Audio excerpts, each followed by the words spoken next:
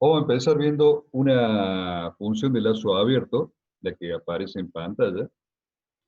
Si de esa función de lazo abierto nosotros hacemos el diagrama de Nyquist, nos va a quedar algo parecido a eso. Eso está hecho con el Control Cat 5, también se puede hacer con MATLAB y con el Octave, pero con el Control Cat, digamos, se puede hacer un poco mejor en cuanto, el Octave prácticamente no tiene ningún arreglo no tiene ningún tipo de arreglo en cuanto al grosor de la gráfica, es medio a mano. Con el MATLAB se puede jugar un poco más y bueno, es más simple con el Control Cat 5. Si nosotros dibujamos, eso serían las frecuencias positivas. Si dibujamos la frecuencia negativa, nos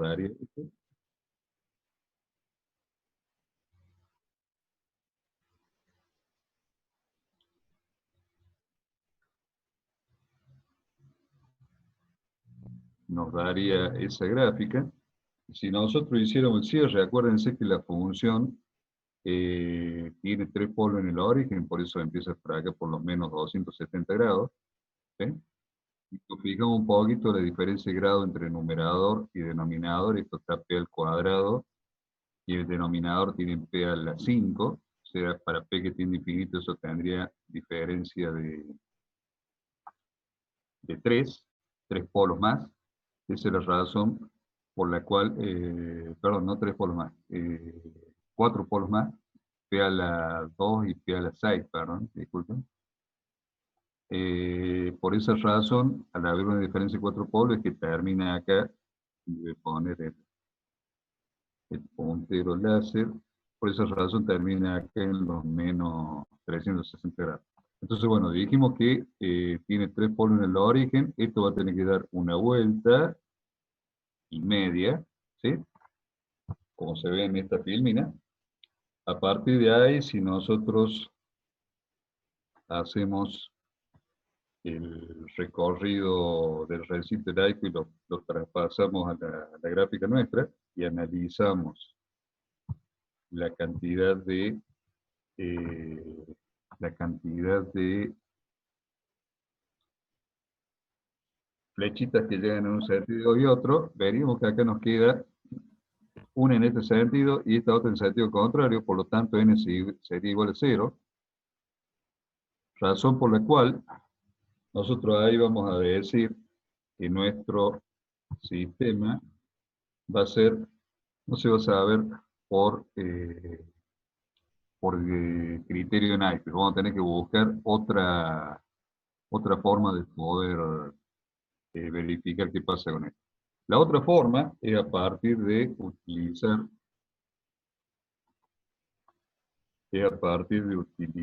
esperen un cachito. Bueno, acá ven que si lo marco en otro sentido me da también 0 rodeo. No se sabe por Nyquist. Entonces lo que vamos a tener que hacer es utilizar criterio de Ruth-Hurwitz. ¿Qué es lo que hacemos para utilizar el criterio Ruth-Hurwitz? A nuestra función de lazo abierto le vamos a sumar 1. De esa forma, sumarle 1, lo que estoy haciendo yo es tener el denominador de lo que sería la función de transferencia total. A partir de sumarle 1, hacemos las operaciones correspondientes, me queda eso. Entonces, lo que vamos a hacer a continuación es el Ruth-Hurwitz del numerador y después de eso el Ruth-Hurwitz del denominador. Fíjense que nuestro numerador tiene grado 6, por eso es que empiezo de P a la 6 hasta P a la 0. En la primera fila van a ir todos los términos que son pares, o sea, 1, 2, 5 y 20. Acuérdense que la constante es par, o sea, P a la 0 es par. A continuación vamos a hacer la segunda fila que va a tener los términos impares, 3, 9 y 12. Y a partir de ahí, habrá que empezar a calcular nuestra tabla para el algoritmo Ruth-Hurwitz. El término este A, que es el primero que nos aparece, va a ser igual a el producto de 3 por 2 menos 1 por 9 y eso me va a dar menos 1. El término A, yo también lo puedo calcular. Esta es otra forma alternativa. Por supuesto que en esto hay que ser muy cuidadoso.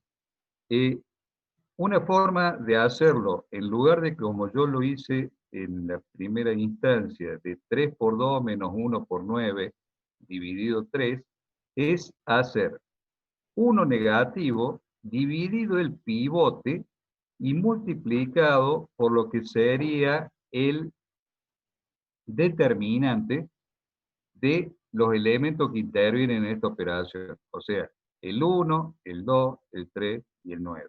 De esta forma, ¿qué es lo que pasaría? Si yo lo hago como determinante, sería 1 por 9 menos 3 por 2, me daría un cierto resultado, dividido 3 me va a dar el menos 1 ese que yo tengo ahí, pero con el signo este. O sea, ¿qué es lo que estamos haciendo con este tipo de operación con el determinante?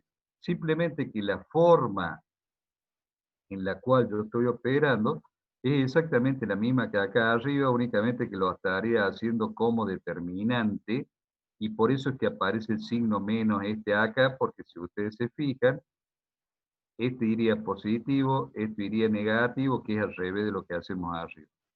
Es decir, es una alternativa. La otra alternativa que yo les había dicho era armar la secuencia esa de abajo para arriba. Si yo lo armo de abajo para arriba, me queda en la posición que habíamos dicho, el 3 por 2, 1 por 9, como si fuera un determinante. Eso en algún momento les voy a mostrar otra filmina donde aparece eso. Calculamos el término B, 3 por 5 menos 1 por 12, el resultado me da 1, dividido 3, que es el pivote. El término B también o sea, puedo hacer toda la secuencia como determinante o como estoy indicando ahí en el dibujito con la flechita. Finalmente el término C va a ser 3 por 20 menos 1 por nada, dividido 3 me va a dar 20. Acuérdense acá algo que habíamos dicho, que siempre el último elemento de las filas pares va a ser la constante. A partir de ahí calculo lo que sería el D. D va a ser igual a menos 1 por 9, menos 3 por 1, dividido menos 1, eso me da positivo 12. Calculo este otro, me va a dar, me va a dar 72. Esperen un cachito.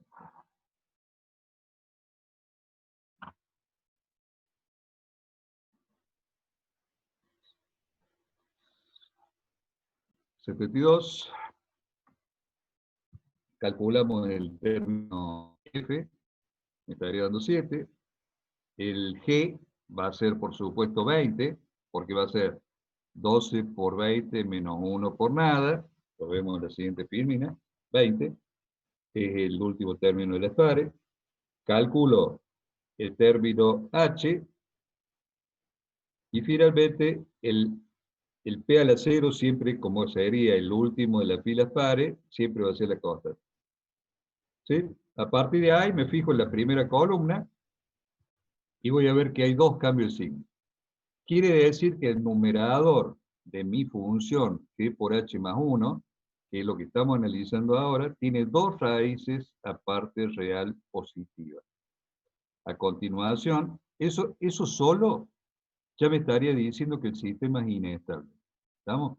El hecho que el numerador de g por h más 1 tenga raíz a parte real positiva, me dice que el sistema es inestable, porque acuérdense que ese numerador es el denominador de la función de transferencia total. Vamos a ver qué es lo que pasa ahora con el denominador de 1 más g por h. Tiene grado 3. ¿Por qué no analizo acá los tres polos? Esto, porque esos tres polos sé que están en el origen, entonces no está en la parte real positiva. Analizo la expresión esta que se ve acá pintadita de verde para saber si eso tiene raíz de parte real positiva. Como tiene grado 3, empiezo desde P a la 3 hasta P a la 0, y en la primera fila lo que voy a tener va a ser 1 y 2. En la segunda fila los términos pares van a ser 2 y 0. 2 y, no sé por qué le puse 9 ahí. No, perdón, 2 y 9. 2 y 9. Y a partir de ahí empiezo a calcular igual que antes, ¿no es cierto? El término A va a valer menos 1, y el término B, que es el último de la fila pares, va a valer 9. Entonces, analizando la primera columna, veo que tenemos dos raíces aparte real positiva, de acuerdo a lo que nos ha dado el algoritmo del recurso. Comparando el numerador y el denominador, lo que se va a observar acá es que los rodeos que tengo en el diagrama polar va a ser la diferencia de raíces entre numerador y denominador.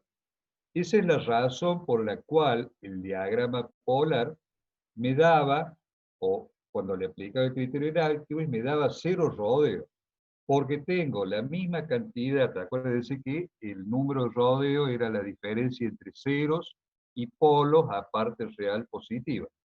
Como el numerador tiene 2 raíces y el denominador tiene otras 2, n igual a z menos p me da 2 menos 2, y por eso nosotros veíamos 0 rodeos en nuestro diagrama polar.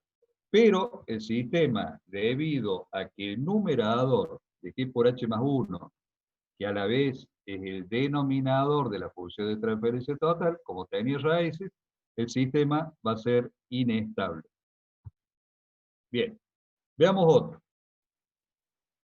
En este otro, cuando nosotros hacemos el diagrama polar, me da esta gráfica para las frecuencias positivas. Hago el espejo a la curva, me va a dar esa gráfica para las frecuencias negativas. Entonces directamente estoy viendo que no rodea el origen. El punto menos 1, perdón. El punto menos 1 está por acá atrás, bien a la izquierda. Fíjense que acá tenemos 0,5. A partir de ahí, nosotros decimos que el número de rodeos es igual a 0. ¿Sí? Entonces, no se sabe por criterio Naikis. Hay que buscar otro método. Ese otro método va a ser Routh-Hurwitz. Hacemos lo mismo reciente. Sumamos 1 a la función de lazo abierto, me da este resultado, y hago la aplicación del algoritmo de Routh-Hurwitz al numerador.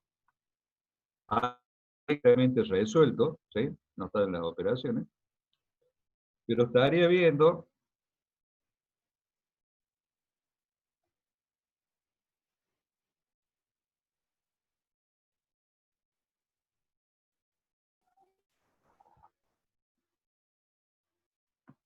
estaría, estaría viendo que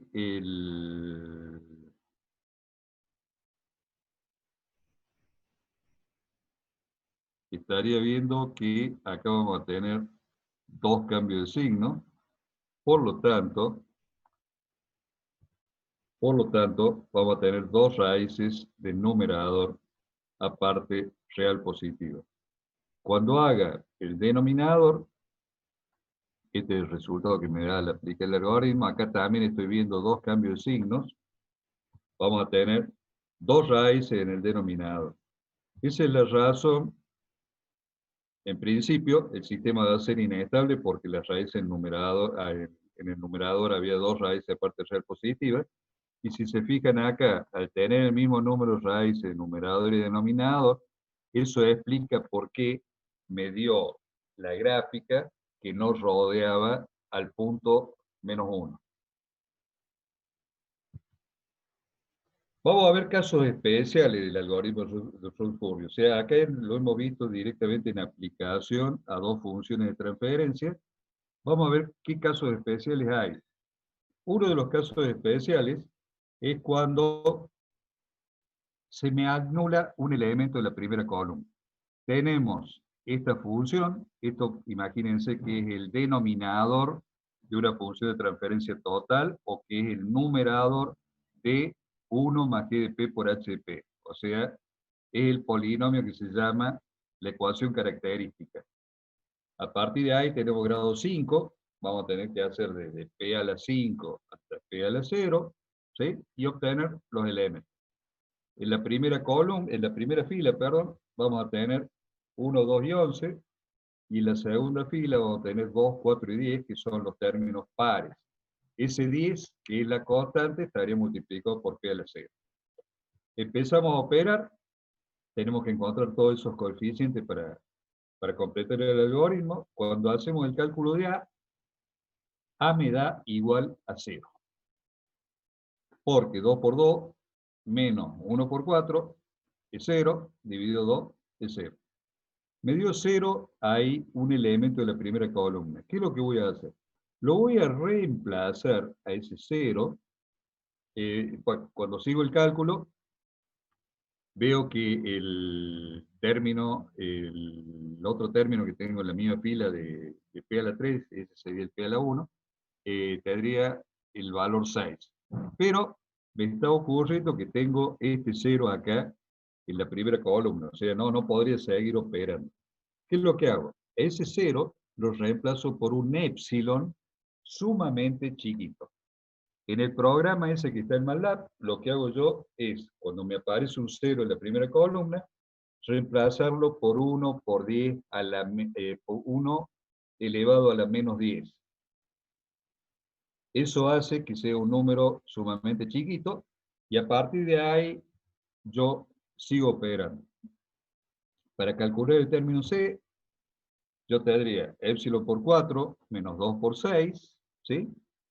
Acá, como épsilon es muy chiquito, ¿sí? Lo puedo despreciar este término y decir que el resultado del término C es menos 2 por 6 dividido épsilon. Cuando voy a calcular el término D, va a ser épsilon por 10 menos 2 por 0. Como este término, el D, es el último de las filas pares, tiene que ser el mismo que la constante. ¿Estamos?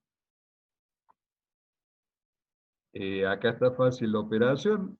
Épsilon por 10 dividido menos 2 por 0 sería épsilon por 10 dividido épsilon, y por eso me da 10.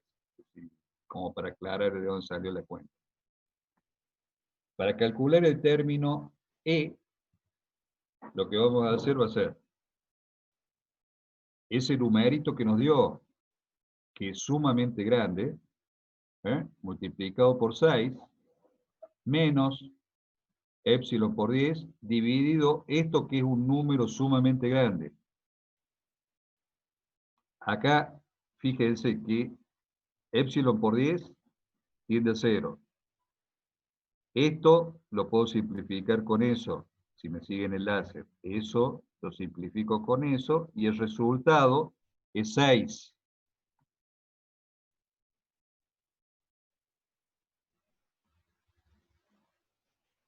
Entonces 6. A partir de ahí,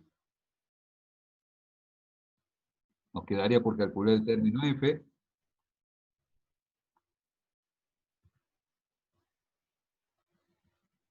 El término F va a ser 6 por 10, menos el número grandote negativo por 0. Se me simplifica el 6 con el 6. Acá esto valdría 0. Se me simplifica el 6 con el 6 y me queda como resultado 10. Que es lógico porque es el último elemento de las filas pares. A partir de ahí, analizo la primera columna, veo que tiene dos raíces a parte real positiva. ¿Sí? Si yo analizo las raíces, voy a ver que esto está hecho con MATLAB. Analizo las raíces del polinomio que nos habían dado y veo que efectivamente tiene dos raíces a parte real positiva. ¿Estamos? Entonces, si eso fuera el denominador de una función de transferencia total, o fuera el numerador de 1 más g por h, el sistema sería inestable debido a estas dos raíces a parte real positiva que me está dando el algoritmo de Ruth-Hurwitz. ¿Qué es lo que hubiera pasado si yo, en lugar de haber puesto ese épsilon como positivo, lo hubiera puesto como negativo? Fíjense lo que hubiera pasado. Se me hubiera cambiado, si este épsilon hubiera sido negativo, se me hubiera cambiado el signo este de acá. Si épsilon es negativo, esto hubiera sido positivo, como está ocurriendo acá en la imagen del lado, ¿sí? Me va a volver a dar los dos cambios de signo, y eso significa dos raíces a parte real positiva.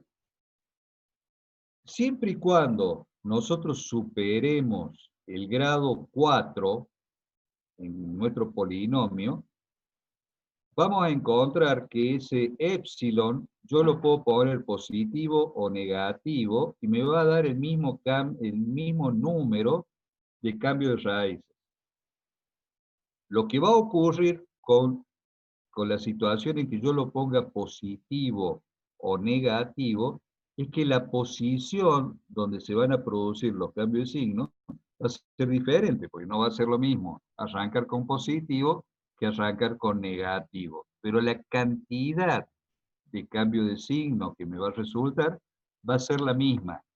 Yo lo haga positivo o lo haga negativo. Recuerden que en el programa para MATLAB o para Octave, yo tomé un número positivo que es 1 por 10 a la menos 10.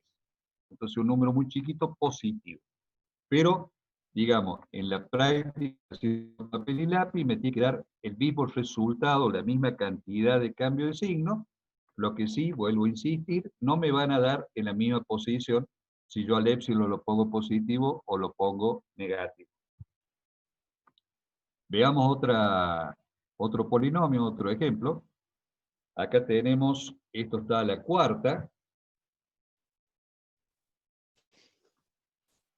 Fíjense que acá, si yo al épsilon lo pongo negativo, ¿sí? Este término sería positivo, entonces tendría un cambio de signo ahí y otro acá, como para reflejar lo que acabamos de decir recién. Esto va a hacer que el sistema sea también inestable si es el numerador de una GDP por HDP más 1, o si es el denominador de una función de transferencia total. Y ahí estamos viendo las dos raíces a parte real positiva que tiene ese polinomio de grado 4. Acá hay una historia que, como cuando ustedes hacen el algoritmo de Routh-Hurwitz, esto está igualado a cero, ¿no es cierto? Lo que ocurre con esto es como si lo estuviéramos evaluando igual a cero. Si el término de mayor grado es distinto de 1, yo podría agarrar y dividir todos los elementos por el coeficiente este que multiplica al término de mayor grado de mi polinomio. Pero, si ustedes se fijan, en este caso yo tendría un 0,5 acá, un 0,5 ahí, lo cual dificultaría las operaciones acá. O sea, hay más posibilidad de meter la pata. Inclusive por ahí, cuando los números estos son impares, supónganse que fuera un 7, un 9, un 13, que son los números que probablemente aparezcan en el examen final o en los parciales, números primos, ¿sí? Se puede multiplicar todo por un coeficiente 2 o 4, si ustedes quieren, para que los números les den redondito y las operaciones, acá cuando hacen las operaciones cruzadas, sean más fáciles. Digamos, esos son rebusques ingenieriles para renegar menos. Con respecto a esto, dijimos que tiene dos raíces a parte real positiva, son esas dos que están marcadas ahí. Y hay otra forma de resolver esto, o sea, cuando ocurre que se me hace cero un término de la primera columna, estamos viendo la misma función de recién, es a la función, al polinomio S, multiplicarlo por una raíz conocida. Por ejemplo, P más 1. Hago el producto ese producto me va a dar ese resultado, o sea, multiplico mi polinomio original por una raíz conocida, P más 1, puede ser P más 2, P más 4, lo que ustedes quieran, P más 1 es más fácil, y hago de nuevo el algoritmo de Ruth-Hurwitz. Acuérdense que al multiplicarlo por otra raíz, se me va a elevar el grado en 1 y se me van a modificar todos los coeficientes.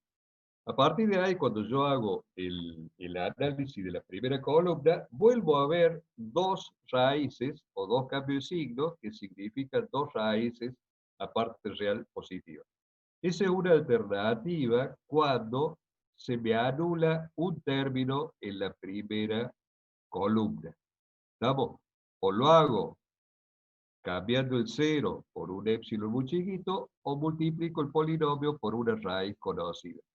Hay veces que ocurre por ahí que ustedes lo multiplican por una raíz conocida y les vuelve a dar 0. Tienen que agarrar y multiplicar por otro valor. O sea, si con P más 1, les vuelve a dar un 0 en la primera columna, multiplíquenlo por P más 10, P más 8 o cualquier otra raíz conocida que hagan que no se produzca un 0 acá en la primera columna. Esa es una alternativa. Por supuesto, cuando nosotros vemos las raíces de este nuevo polinomio, este de grado quinto, me aparecen las mismas raíces que teníamos en el polinomio original de grado 4, y por supuesto aparece la raíz por la cual multipliqué yo el polinomio original. ¿Estamos? O sea, al analizar esto con MATLAB o con una calculadora de esa más o menos buenona, que calcule el quinto, sexto grado, van a observar esto. Vamos con otro. En este caso, se me va a anular una fila completa. Esos serían los coeficientes de la primera fila.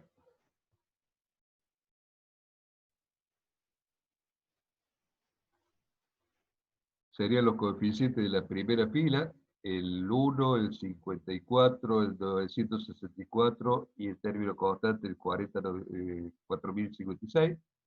Y la segunda fila iría el 5, el 240 y el 3308.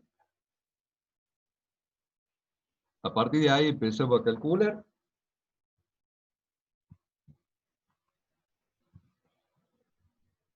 Y vemos que en la tercera fila se nos anula completamente. O sea, las operaciones acá son las que habíamos dicho, S por S menos este por este dividido S, son 6, S por S menos este por este dividido 5 me da S, y este por supuesto del término constante me tiene que dar el 4056. Pero cuando voy a hacer la tercera fila, me da todos ceros. Si me da todos ceros, ¿qué es lo que voy a hacer? O sea, ¿cuál es la solución para poder calcular los coeficientes que siguen para abajo? Derivar la fila anterior. Al derivar la fila anterior, acuérdense que si esta es una fila par, esto es P a la 4, P a la 2 y P a la 0. ¿Sí?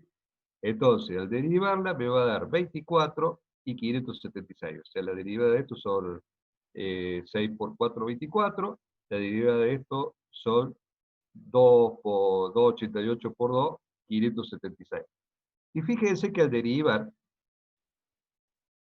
estoy bajando en 1 el grado y corresponde a los valores de la fila siguiente. ¿Sí? A partir de ahí sigo haciendo todo. Y al verificar la primera columna, veo que este polinomio tiene dos raíces a parte real positiva. Esas dos raíces las estoy marcando ahí a la derecha. Están ubicadas ahí. Pero fíjense una cosa. Cuando yo tenga raíces complejas conjugadas que son simétricas en la parte real positiva y la parte real negativa, me va a ocurrir lo que ocurrió con este polinomio, en el cual me va a dar 0 una fila completa. Eso ocurre Acá se los estoy mostrando. Yo tengo, estos son los de parte real positiva, estos tienen parte real negativa, son simétricos. Cuando son simétricos, esto está armado así, por supuesto. O sea, digamos, es una propiedad que tiene el, el armado del polinomio para el algoritmo, en el cual, si yo pongo raíces conjugadas simétricas a partes real positiva y negativa, se me va a anular siempre una fila completa. Y bueno, estos otros dos son las otras dos raíces que están ahí a partes real negativa. Entonces, como con la anulación de una fila completa va a ocurrir cuando existen raíces complejas simétricas en ambos planos. ¿Estamos?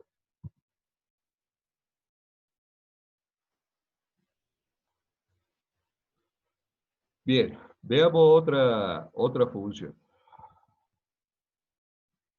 Esta tiene grado 7.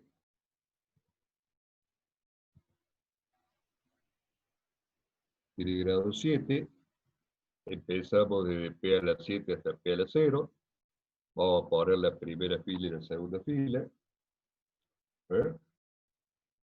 Esto sería 1, 3,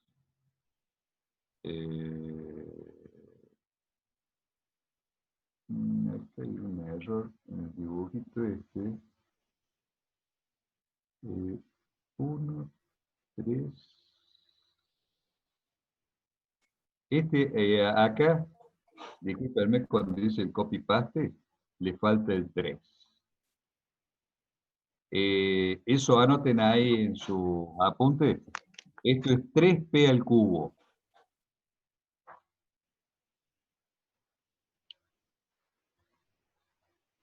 Y bueno, el otro, los pares serían 3, 1, 3 y 1. Acuérdense acá, a ver, voy a poner el puntero, pluma. Este vale 3.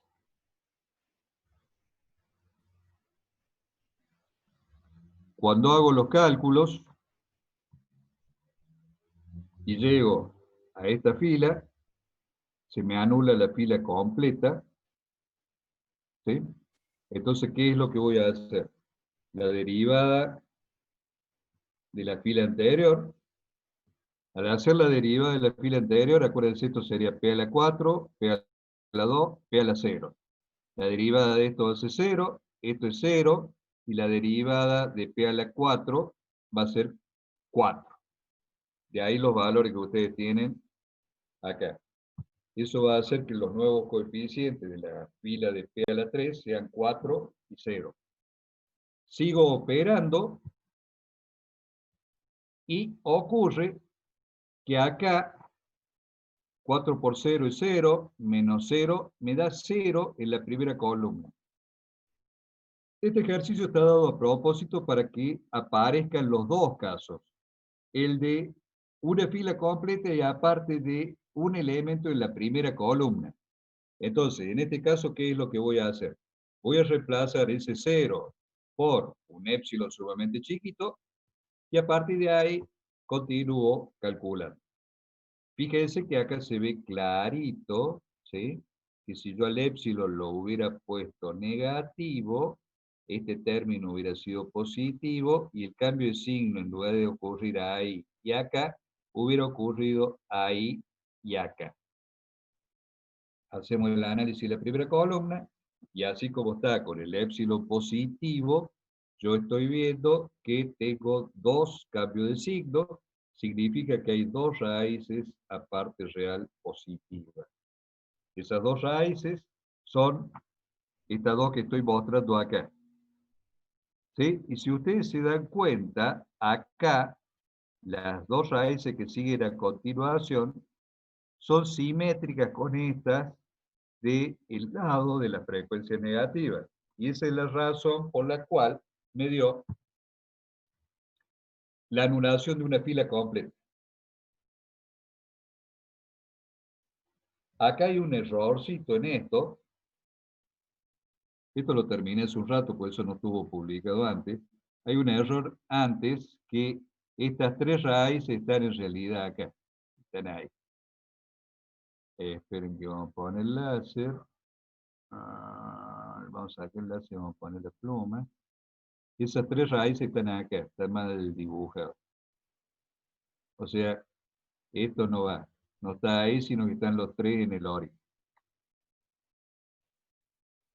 Vamos a volver al puntero.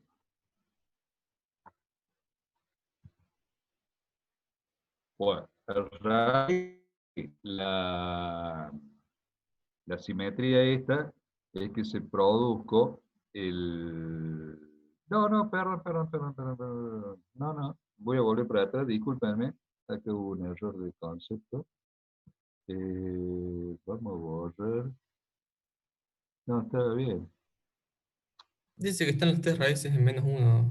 Parece que lo Sí, sí, dibujó está bien. la tres raíces en -1. Estaba bien. Están un poco alejadas de la unidad. Están bien.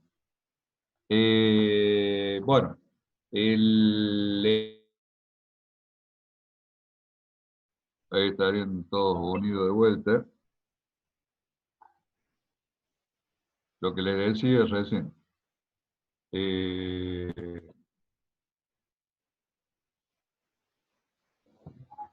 lo que les decía recién es que debido a que tenemos estas raíces simétricas, voy a volver para atrás porque se cortó justo el horario de la reunión, ¿sí? Eh, las dos raíces, el par este de raíces que están simétricas a un lado y otro, a parte real negativa y parte real positiva, son las que me produjeron la anulación de la fila esa completa cuando hicimos el algoritmo de Recurvis al polinomio este de grado séptimo. Ahí está la propaganda de por qué ocurrió eso. Y a continuación lo que vamos a ver es un sistema realimentado. Dentro de la configuración que puede tener un sistema realimentado, si nos metemos adentro de la caja azul, en este caso sería una caja negra para nosotros, pero salió azul por alguna razón del destino, ¿sí? Podemos hacer que h de p valga 1 y que g de p tenga todo el conjunto de la función de transferencia. Por supuesto, eso yo lo podría repartir, sacar alguna raíz de acá y ponerla ahí, el resultado sería más o menos el mismo. Entonces, dado ese sistema realimentado, nuestra función g por h va a tener, si k vale 1, fíjense, vamos a volver para hacer un cachito, acá yo estoy poniendo 10 multiplicado por k, le podría haber puesto directamente k, ¿no es cierto? Pero si le ponía k directamente no íbamos a ver el efecto que se va a ver ahora cuando hagamos cuando continuemos con la presentación. O sea, mi polinomio es 10k sobre ese denominador. Si k vale 1 y yo hago el root Hurwitz, perdón, hago el diagrama polar y aplico criterio Nyquist, sería esto, aplicar criterio Nyquist, vería que me está dando dos rodeos al punto -1, ¿sí? Lo cual me estaría diciendo que ese sistema es inestable. Con el valor 10k, 10 por k, cuando k vale 1, o sea, con el valor 10 directamente. A partir de ahí, ese sistema es inestable por lo que me dio Rujurrio, perdón, Nyquist. Dos rodeos en sentido positivo, el sistema es inestable. Entonces, lo que vamos a hacer a continuación es analizar esa función de lazo abierto a partir de Root-Hurwitz. Para usar Root-Hurwitz, acuérdense que le tenemos que sumar 1 para tener numerador y denominador, para ver, de acuerdo a las raíces de numerador y denominador que nos dé el algoritmo, por qué nos dieron acá los dos rodeos, ¿sí? Entonces, a partir de ahí, nosotros vamos a operar y nos va a quedar acá 8 más 10k. Si k vale 1, ese valor 8 más 10k me da 18 acá en el numerador, ¿sí? O sea, el 10K más 8 me da este 18 que tengo acá. Aplicamos el algoritmo Rutherford y voy al numerador y voy a ver que tenemos dos raíces a parte real positiva en el numerador. Cuando le hago el Rutherford al denominador, veo que no hay ninguna raíz. La diferencia entre raíces del numerador y las raíces del denominador me están dando el por qué yo vi dos rodeos en el diagrama polar y aplicación de criterio de Nyquist. ¿Estamos? Entonces, debido a que la ganancia era 10, el sistema me dio inestable. Lo que vamos a hacer ahora, por supuesto, como el numerador, al aplicar el Rutherford al numerador, me dio dos raíces, el sistema es inestable y eso me estaría verificando lo que yo vi al hacer el criterio de Nyquist. A continuación, lo que vamos a hacer es ver cómo salió eso, pero lo vamos a separar un poquito esto. En lugar de poner 18, como puse recién, vamos a hacer el K distinto de 1, ¿sí? Al hacer el K distinto de 1, el término que vendría acá, que era 18, si K valía 1, el término que viene acá es 8 más 10K. Eso me daba 0,6 negativo cuando K valía 1. ¿Qué es lo que pasa si K no vale 1? Si K no vale 1, yo lo que voy a hacer es despejar cuál es el valor de K que me hace que el término que viene aquí en la primera columna, en lugar de ser negativo, valga 0. O sea, ¿qué es lo que estoy haciendo acá? 5 por 3 menos 1 por 8 más 10K dividido 5. Al 5 yo acá no lo puse, como lo igualo a 0, no hace falta que ponga dividido 5. O sea, 5 por 3 menos 1 por 8 más 10K, que es lo que se ve acá, igual a 0. Y de acá despejo el valor de K. K me da igual a 0,7, o sea, 10 por 0,7 va a hacer que esto valga 0. ¿Eh? O sea, si esto vale 13, este término también va a ser 13 y acá me va a dar 0. En ese caso, lo que yo voy a tener va a ser que mi diagrama polar va a pasar justo por el punto menos 1. El sistema ahí va a ser condicionalmente estable. Para nuestra forma de ser, diríamos que es inestable, pero digamos la bibliografía dice que es condicionalmente estable. Yo no lo haría así que pase por el menos 1. Entonces volvamos un poquito para atrás.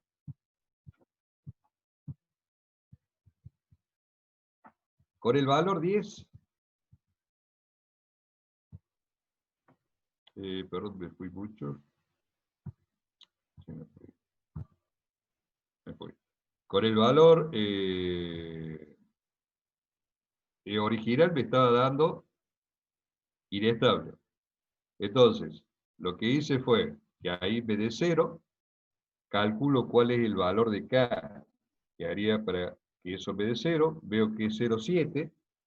Ese 0,7 iría multiplicado por el 10, sería 7, y ahí me va a dar 0. Cuando yo hago con el valor 7, fíjense lo que estoy haciendo acá, 10 por K que vale 0,7, con el valor 7, esto pasa por el punto menos 1. Condicionalmente estable. Ahora, si yo a ese K igual a 0,7 lo multiplico por 0,8, ¿por qué lo multiplico por 0,8? Porque si con el valor original de K yo hago que pase por menos 1, si yo lo reduzco al multiplicarlo por 0,8, lo que voy a lograr es que la curva pase por el menos 0,8 real. Entonces, a ver, este es un cachito. Entonces, el valor K por 0,8, 0,7 por 0,8 me da 0,56. Ese 0,56 multiplicado por 10 me va a dar 5,6.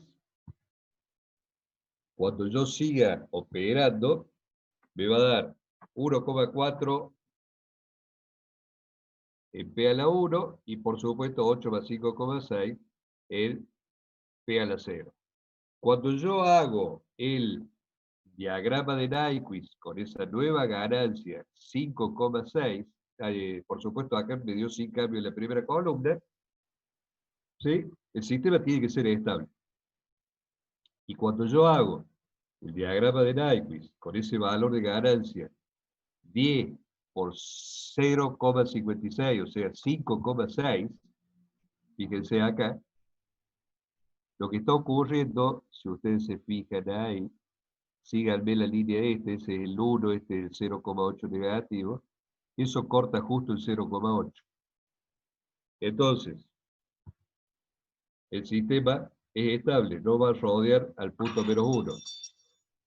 Fíjense que acá, como no hay rodeos al origen, voy a sacar un minuto esto, como no hay rodeos, perdón, no hay polos en el origen, ¿sí?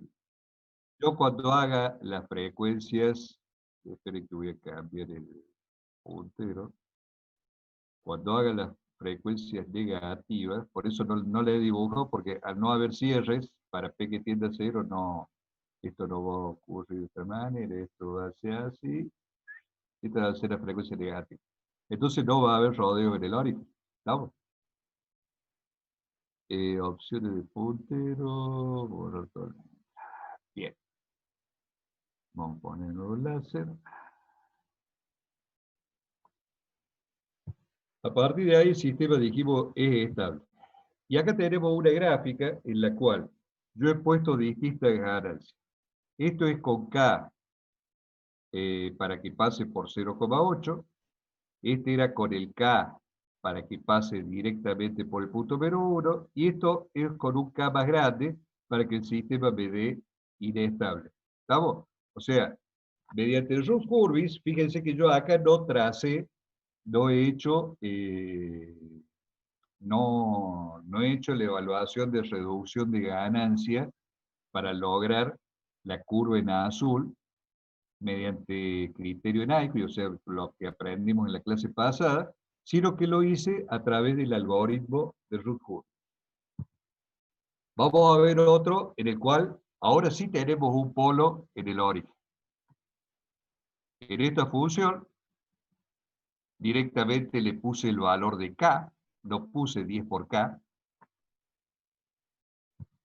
Entonces, para poder aplicar el algoritmo de Rutherford y ver qué podemos hacer con eso, cuál sería el valor de K que haga el sistema o estable o inestable, le sumamos 1,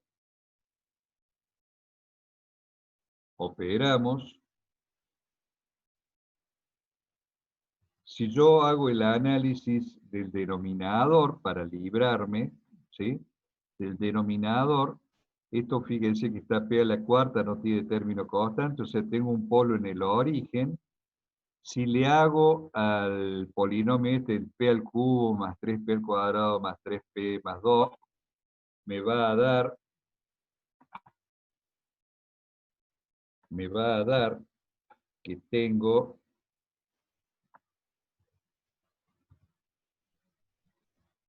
una raíz en 2, una en más menos 0,5 y J866. O sea,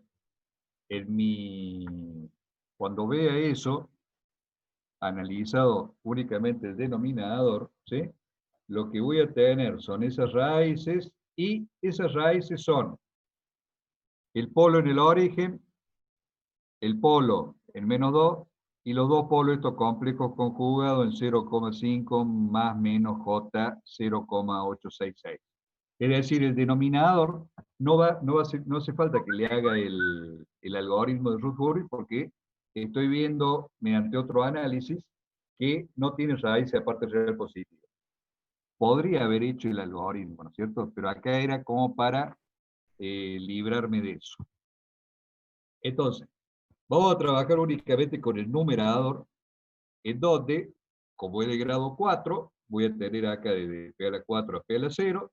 En la primera fila vamos a tener 1, 3 y K. Y en la segunda fila, 3 y 2. Empiezo a operar. Cuando llego a tener los valores de la segunda fila y voy a operar para obtener los valores de P a la 1, ¿sí? Busco cuál es el valor de K que me hace 0 el término este. El valor que me hace 0 es 1,555 y sigue. O sea, este es 1,55555. Con ese valor, 1,555, yo lo que voy a tener es que me va a dar, si K tiene ese valor, me va a dar 0 acá en esa línea. Volvamos para atrás para que se vea, ¿sí? O sea, con K igual a 1,555, nosotros vamos a tener que voy a tener 0 ahí en esa. Con ese valor de ganancia, si yo hago el diagrama de Nyquist, voy a ver que mi diagrama de Nyquist pasa justo por el punto menos 1. Pasa justo por el punto menos 1. Entonces, eso es lo que está ocurriendo porque yo le di un valor de ganancia para que se me hiciera 0 en la secuencia esta, para que se me hiciera 0 este elemento aquí en la primera columna. ¿Estamos? Bien. Veamos ahora qué pasa si a ese 1,55, ¿sí? Yo lo multiplico por 0,8. Me da que la ganancia nueva debería ser 1,244. Con ese valor, yo hago nuevamente el algoritmo de subfunctions, lleno todos los valores, y acá, este que me quedaría como incógnita, acuérdense que esto, ¿por qué lo estoy marcando así? Y porque son los últimos de la fila, de las filas pares. A partir de ahí hago el cálculo, S por el 2 menos el 3 por el 1,244, y me da que ese valor es 0,4. Si yo me fijo en la primera columna, no hay cambio de signo, el sistema tiene que ser estable. Si yo hago la gráfica del diagrama polar y analizo por criterio de Nyquist, estoy viendo que esto no rodea el punto menos 1 y pasa como predijimos nosotros al multiplicar por 0,8 la constante original, pasa por el punto menos 0,8. Sistema estabilizado. A partir de ahí, si yo tengo que el valor de la constante es 1,55, va a pasar por el punto menos 1 con, esperen que me borre esto, 1,244 va a pasar por 0,8 y con cualquier valor mayor va a pasar del otro lado y va a rodear al punto menos 1. ¿Estamos?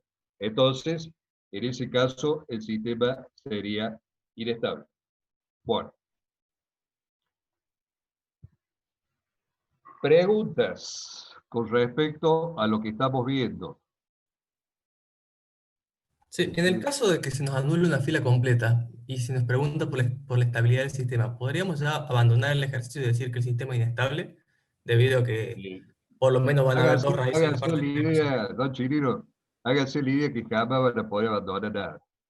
O sea, si se les anula una fila completa, puede llegar a ocurrir que haya más de dos raíces del otro lado.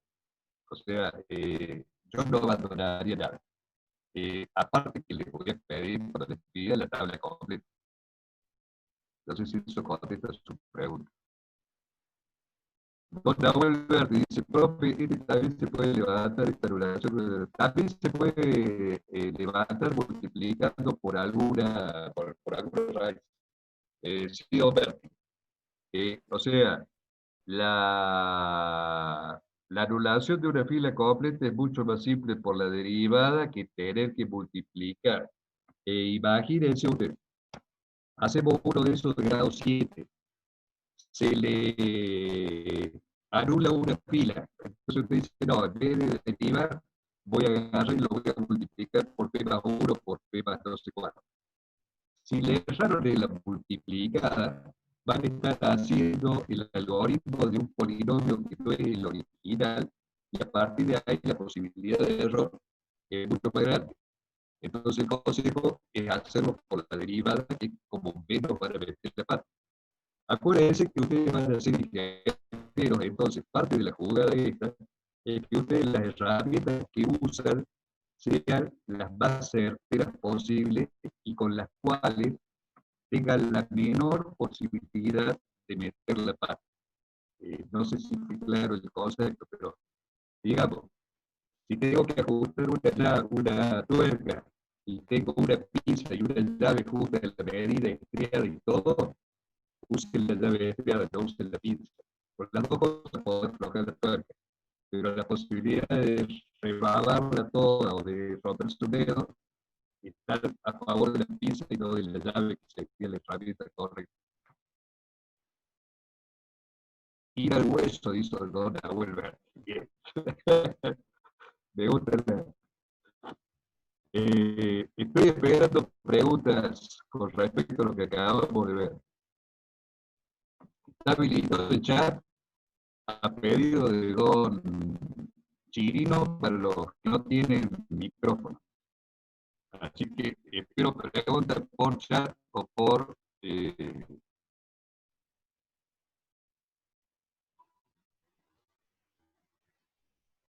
así que está para que ustedes habiliten los micrófonos y los que tengan preguntas que hacer las hagan.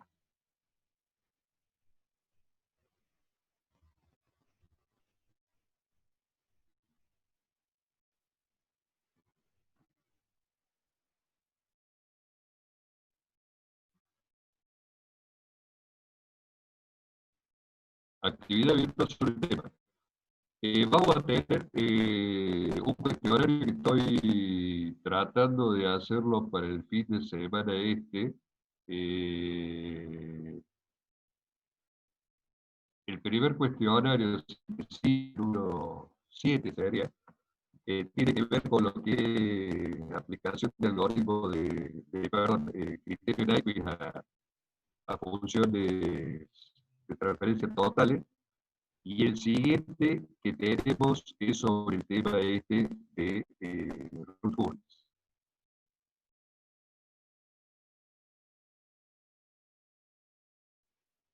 O sea, va a haber actividad sobre estos temas. Lo que estoy viendo si lo puedo terminar para esta semana, porque tengo que modificar los cuestionarios que tenía del año pasado, así que estoy en ese instante. Un aviso parroquial, diría un amigo mío. Vuelvo a insistir con la gente que no esté entrando al aula virtual. Y la otra historia tiene que ver con el tema de gente que no ha hecho por ahí un cuestionario y dejó de hacer todos los cuestionarios. O sea, si no hicieron uno, sigan con los otros. Ya veremos más adelante si hacemos un recuperatorio, qué hacemos con la gente esa que omitió hacer algún cuestionario. Acuérdense que ustedes tienen grabado ahí en el aula virtual cuáles son los eventos. O sea, el que me dice me olvidé es porque no entró al aula virtual, porque ahí a la izquierda o a la derecha tiene un cartelito que dice cuáles son los eventos, los eventos que vienen.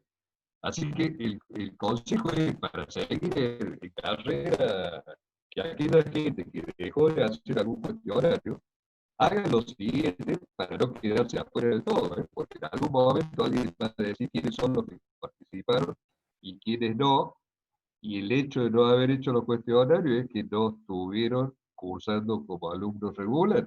Entonces, tengan muy en cuenta eso. Acá donde hago el verde con otra pregunta. En el caso que multiplique por un valor menor a cero, sería condicionalmente un valor menor. No, no, ver, si lo multiplica por un valor menor que 0,8, o sea, digamos 0,7, 0,5, 0,3, no, va a ser más estable.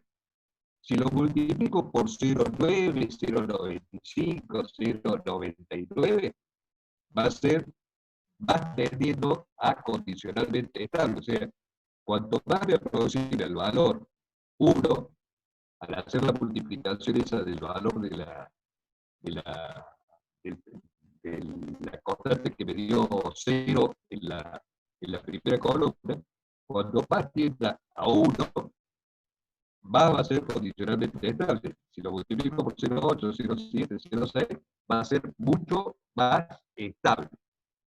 Estoy atrasado con la materia y cuando llego por poner el día, lo que voy a hacer, casi lo vuelvo a abrir, lo podría hacer. Yo, para Don Boati, eh, Don Boati, si estuviéramos en situación normal, entonces, motivo el caso, en todo caso, por mail, de lo que le está pasando. Ya vamos a ver si, cómo se puede recuperar la gente que ha quedado sin hacer algún cuestionario. Don Boati, si tiene alguna cuestión particular, por mail. Bueno, con esto medio que terminamos el tema de hoy día. No veo más preguntas. Che, de los 55 que están en este momento, ¿ninguno tiene ninguna duda? Me da miedo, ¿eh?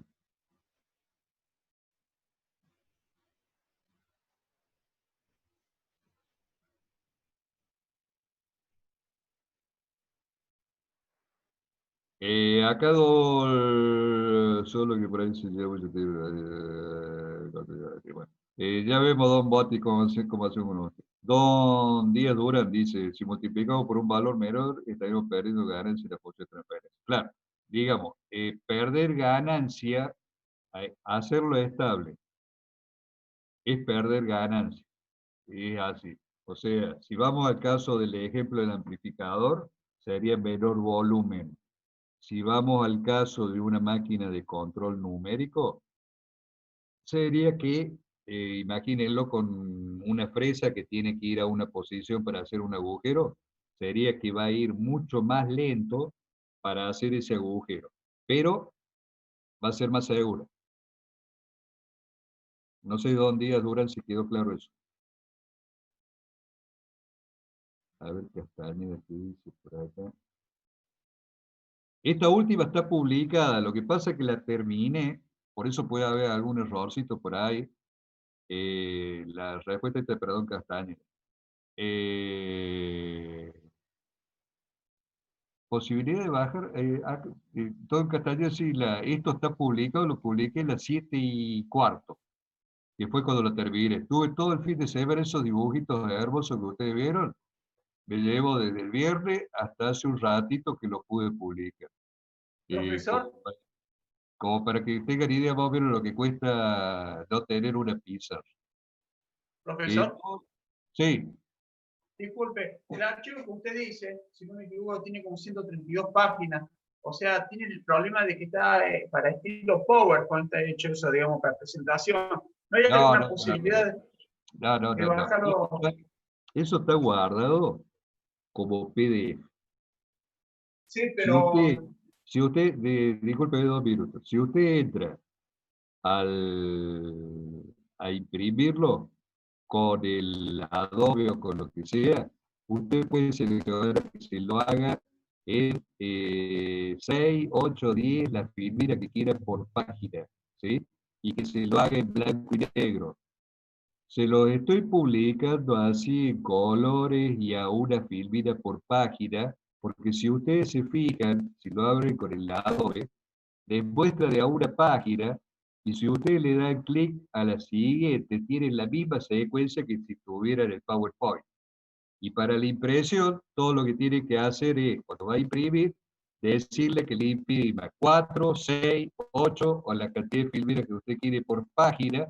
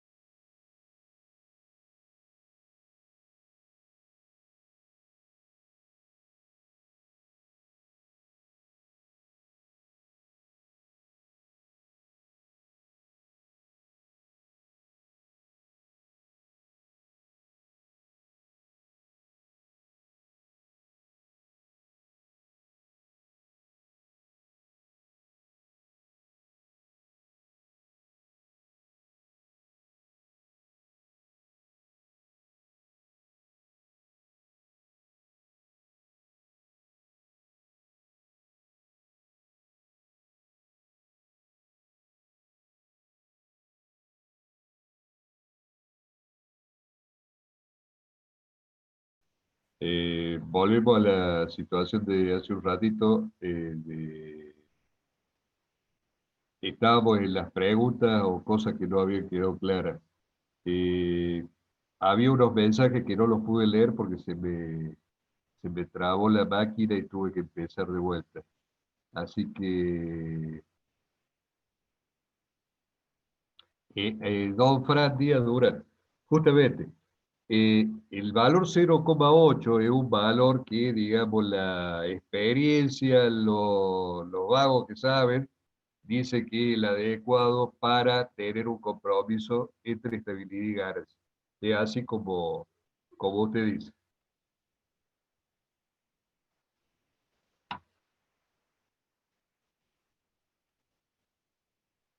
Por favor, en este momento ustedes son,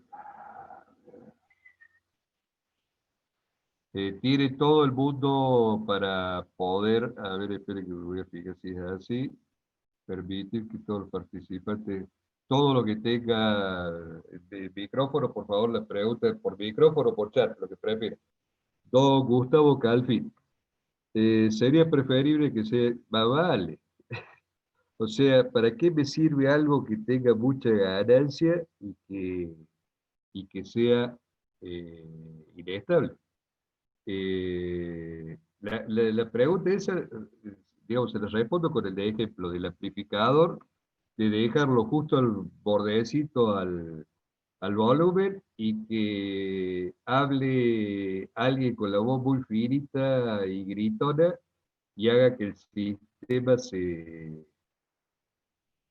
eh, el sistema sea inestable. O imagínenlo, ¿de qué me sirve en el caso de una presa de control numérico que vaya rápido a hacer el agujero y que lo haga al lado de donde lo debería hacer? O sea, siempre vamos a preferir estabilidad contra velocidad de corte o contra volumen del caso del amplificador. Don Paulín, ¿qué pasó?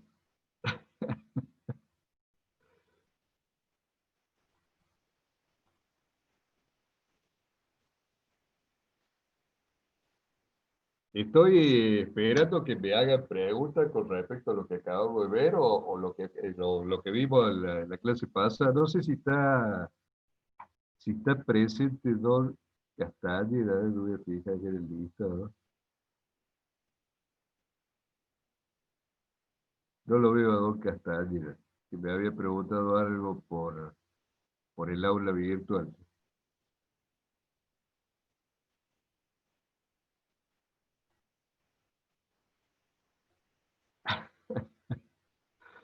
Bien, don Castañeda, sí. ¿Encontró lo que le comenté por mail?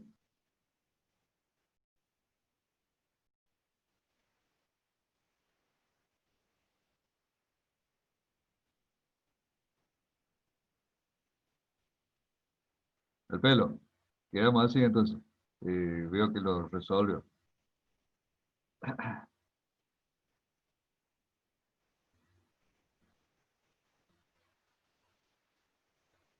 La otra forma, don Cabina, es lo que habíamos hablado de, lo van a ver ustedes a eso lo van a ver el año que viene en sistema de control. Sería agregarle a la función de transferencia un adelantador o un compensador que se llama un adelantador o un atrasador de fase o atraso adelanto por ahí, modificando la función de transferencia para que el sistema se estabilice. Digamos, con el tema de la ganancia, lo máximo que se puede hacer es lo que hemos visto nosotros. O sea, la ganancia es la más fácil, bajar el volumen o reducirle la velocidad al caso de la fresa. Lo que sería mejorarlo por otro lado, ya es modificar la función de transferencia. Estamos hablando de un filtro en el amplificador.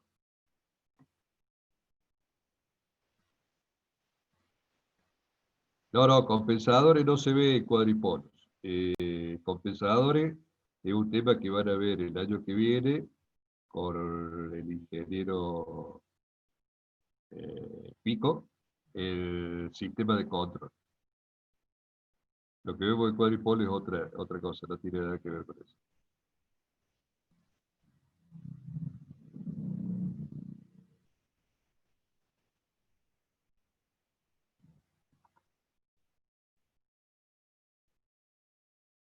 Estoy esperando preguntas, ¿eh?